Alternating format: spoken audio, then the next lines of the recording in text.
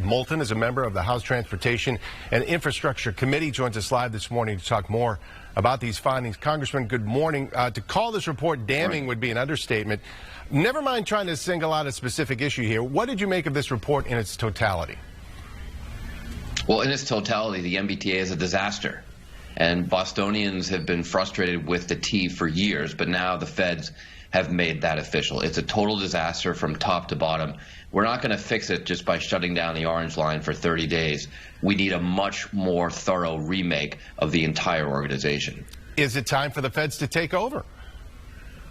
Well, my concern is that just simply having the feds take over is not actually going to accomplish totally changing the culture at the MBTA. What we should do is not look to the federal government, but to transit systems around the country and around the world that set the standard. America's first subway was in Boston. We should have the best transit system in the country, if not the world. It seems that right now we have the absolute worst. So you talk about the need for cultural change. I mean, that's not going to happen overnight. How do you make that happen? How do you remedy the situation? Well, that's right. It's not going to happen overnight. You need to replace managers up and down the chain. You need to bring in people who come from organizations who understand what culture you should have at a transit agency. One of the specific critiques in the report is that safety is only considered the purview of one specific safety office, whereas any transportation company in the world, no matter what kind of transportation you provide, knows that safety has to be essential to every employee. That's an example of the kind of fundamental cultural change we need. That's not going to come without replacing a lot of people and organizational structures, modeling the T off of successful transit systems elsewhere in the world. And given those safety concerns, Congressman, and other things that were brought up in there, I mean, what's your message to frustrated commuters who ride the T regularly?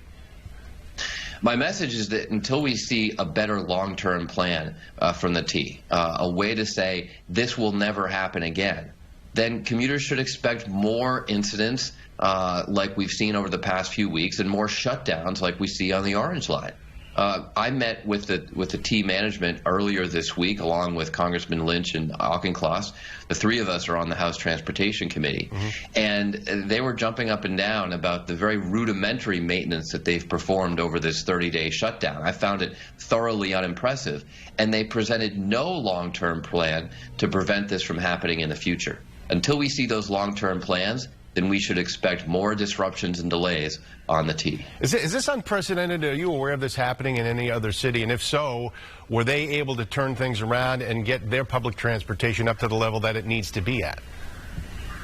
Well, the FTA has been called in to take over the Washington Metro system, but the Washington Metro at a baseline is a much better system than we have here in Massachusetts.